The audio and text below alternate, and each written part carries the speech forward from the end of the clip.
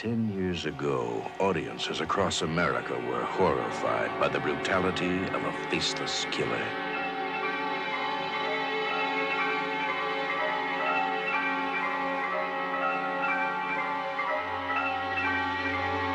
Now, after a decade of silence,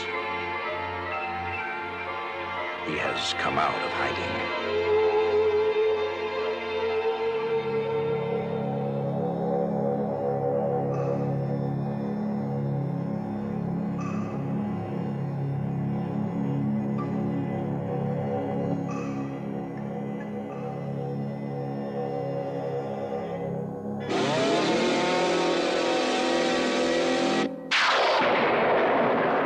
Texas Chainsaw Massacre 2.